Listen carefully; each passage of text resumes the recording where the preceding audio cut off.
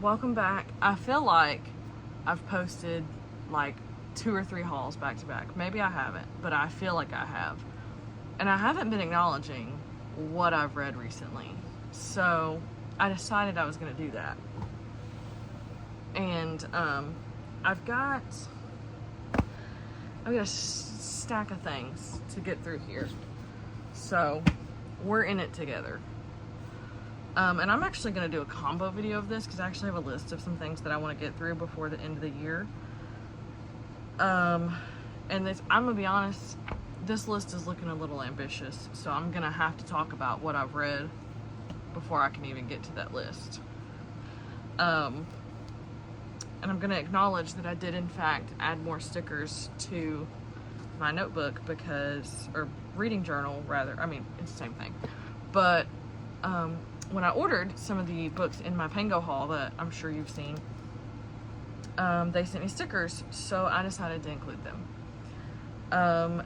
I did go watch my last video to see where I left off, and then I had to come film this. So the first thing I read since I saw you last, I listened to this on audio because it came up available on Libby, and it's also one of my book club books, so we meet for that in a couple weeks, because I'm still doing good on that. Still doing good. So that is Never Lie by Frida McFadden, and I listened to the whole thing relatively quickly, so it did keep my attention. I just felt like the entirety of this whole story wasn't that deep. Like, it was never that deep. Like, I don't understand any of what happened. I know what happened, but like, I don't understand why it was this deep. It was not that deep. Anyway, this is about a therapist who goes missing, and a recently married couple tours the house, and they get stuck there in a snowstorm, and the wife starts listening to the tapes and starts to find out what happened to the therapist, which I think sounded good in theory, but the execution just wasn't it, I don't think. Another part of me thinks that maybe I just don't like the close proximity, forced lock-in, whatever you want to call that, because that whole thing was stupid. But anyway, it wasn't that deep to me. I gave it 2.5 stars. I think I gave it 2 on Goodreads, maybe 3, but I don't know. The whole time that any of this was going down, whether it was the therapist's point of view or the wife or whoever, I was just like, this was never this deep. Like, all of this happened to me for no reason. So I couldn't even get on the side of them. Anyway, the next thing I read after that was The Unbecoming of Mara Dyer, and I don't know what I was doing when I was 15 or 16, but it wasn't reading this, I can tell you that. And this one, I feel like it should have been slower personally, but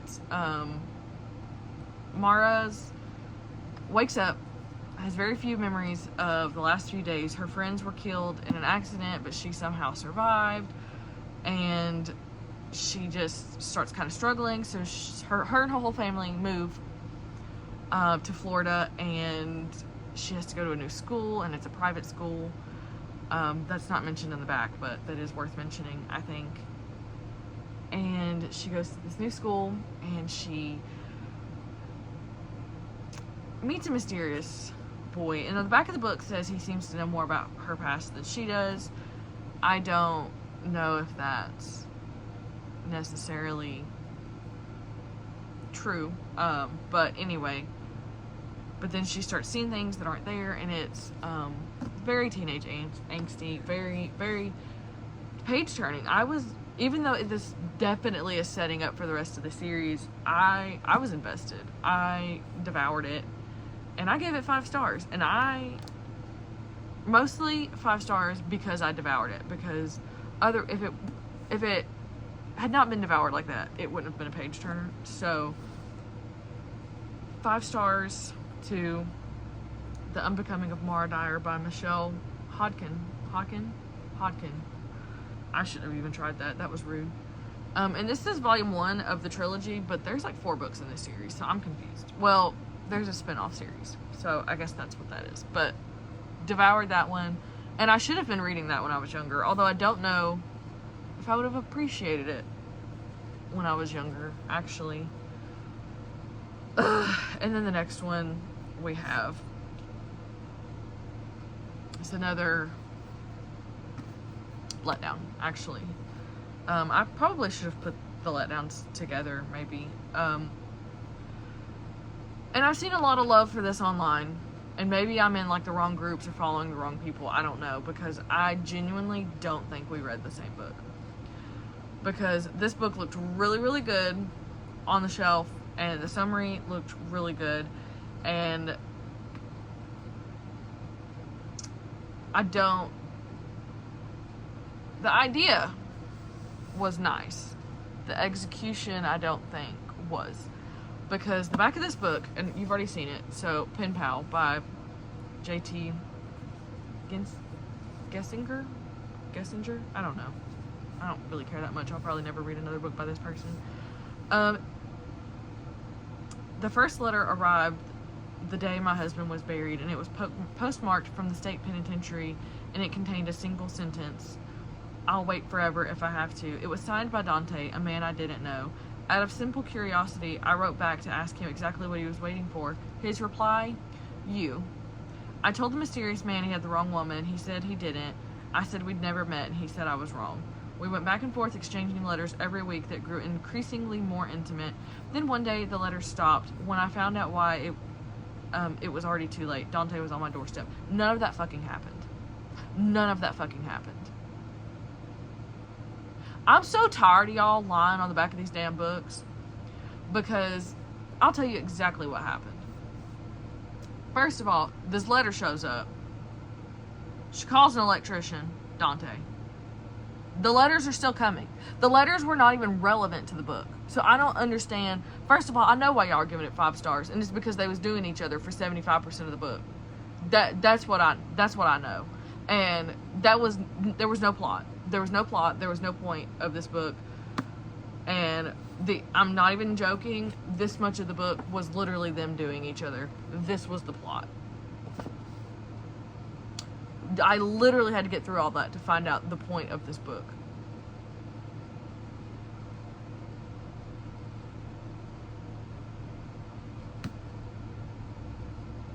All of it happens at the end. The letters were spread throughout the whole book. The letters never stopped. And there was maybe 6 letters in here, if that. So, I don't even understand why the letters were mentioned on the back of the book. This was supposed to be kind of cute. I don't know if it was, but I'll tell you one thing. I rated it 2.5 stars. It got 5 stars because the 75% of them doing each other did make you turn the pages a little faster. So, but I did read through some of the Goodreads reviews because I was like, there's no damn way I read the same book as everybody else. I was in disbelief.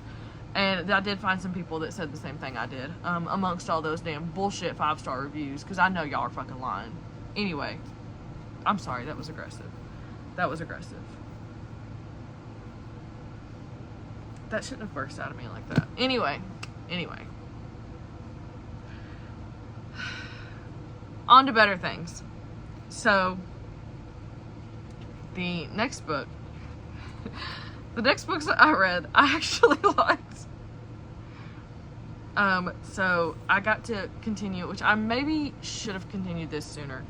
And I maybe should have reread the first book, but I didn't. But I know a few years ago, we all remember, and I can't even find the first book, so there's that.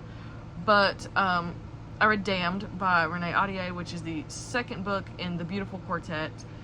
And there were quite a few low ratings for this on Goodreads or DNFs, and I get it, because this did not have Celine. Is that her name? Is that how you say it? I think it's Celine. It really didn't have her in here. This was more so setting up for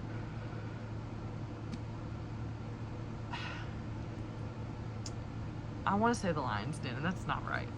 But it's a lot of setup for Bastien and his family and himself. It's heavy on him. It's very Bastien heavy, and I think that's maybe why other people didn't like it, because they expected Celine. And personally, I feel like this was a perfect stepping stone to go into the next book. If the next book is not as good, we'll find out. But I liked this because you got more of Bastien than I remember getting in the first book, and you really got to understand him a little bit.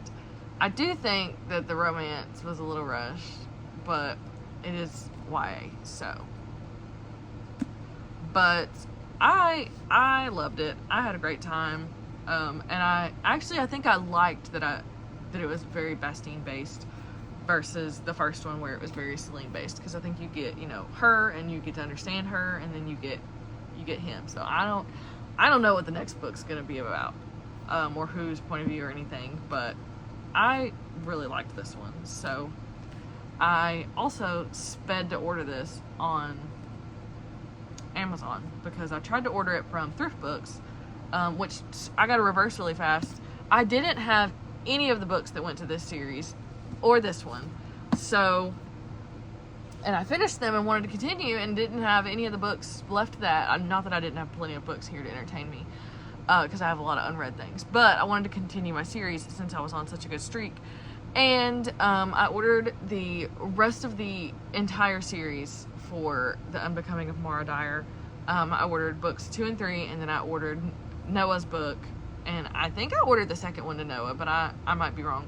I've got a pile of them over there that I unboxed in my last video. And it took over a month to get to me from Thrift Books, and then it was sent via DHL's service, which I've never had anything delivered via them unless I've ordered it on the TikTok shop or Temu or something. So I don't know if my books came from Temu. I don't really know what happened, but there was that. So it took them forever to get here, it felt like. And then I ordered the other 2 books. Actually, I went to Books A Million to buy the other 2 books, because I was like, you know what, I need to support a bookstore. I don't need to order these on Amazon. Well, they didn't even have them, so then I had to order them on Amazon anyway. So there was that. But anyway, The Damned, I gave it 4 stars, and I will be continuing with the rest of the series, not to spoil for my hopefuls. And the next book was a reread, because I never finished this universe, nor did I ever finish the series. So I'm currently going through that. But I reread Clockwork Angel by Cassandra Clare, and I'm so happy that I reread this, because I think I missed a lot of things when I read it the first time. There were things in here that I don't even remember happening when I read it, apparently in 2012. I couldn't tell you that I read it in 2012. I thought I read it in like 2015. But anyway, there's things in here that I missed, and I did listen to this on audio because Cassandra Clare writes in third person. And while I know I have read this book before, and I can tell you I read it because there's things in here highlighted, and I kind of want to see like what's highlighted from 2012 apparently. So and as I mentioned in my last video, I am going through trying to find these in hardback, because they changed the covers and I'm not over it. I thought this was really good, and I know for a fact, because it was on my Goodreads, that when I finished this, I was Team Will. Okay, I know that in 2012 I was Team Will. I'm Team Jim. I changed. I switched sides. I'm on Jim's team. So I just dropped it. That's all I can really tell about this one. If you don't know what it's about, where have you been? But if you don't know what it's about, Tessa Gray comes to England from New York searching for her brother, because her brother came over to England for work, and then her aunt dies and she's by herself. So she comes to England to try to find her brother, and she gets kidnapped, and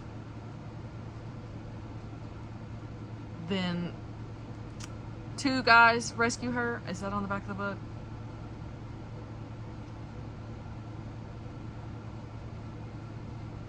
Yeah, so 2 guys rescue her, Will and Jim, and the rest ensues from there. And I don't remember what I rated this last time, but it got 4 stars this time. I think this is one that holds up because, one, I don't even remember reading it in 2012 and couldn't tell you half of what happened in here. I do know that when I read The Mortal Instruments, books 1 through 3, my Goodreads says I read book 4. I couldn't tell you a single thing book 4 is about. But anyway, books 1 through 3 in The Mortal Instruments, you got to see Magnus, but you didn't really get to interact with Magnus. You got to interact with Magnus a lot in here, and I do think that you should read these before you read The Mortal Instruments, or read books 1 through 3 and then stop, read these, and then continue on. So, as everyone says, that's how it goes, but because you will get spoiled for things that happen in here, and vice versa. So that's, this video is already really long. I don't know if I should do the hopefuls, but anyway, that's Clockwork Angel by Cassandra Clare that I gave 4 stars. And I've picked up some things past that, but I've not finished them. And you know what? I'm already recording. I've got some hopefuls here. I keep trying to, not over here. I keep trying to pick up, I didn't even bring up anything. I'm distracted. I didn't take my medicine this morning. I keep trying to pick up You've Lost a Lot of Blood by Eric LaRocca. And every time I pick it up, I read like a page and then close it. So I've not at all made it through that one. I don't know what I just knocked down, but it was a charger, I think. So I gotta mark this off that I talked about that one. But of course, I have some waits at the library, but I'm waiting on Clockwork Prince, of course, to come available at the library. I am currently working on The 7 Husbands of Evelyn Hugo, because that's my next book club book. So for September, but obviously I like to get ahead so I can read what I want.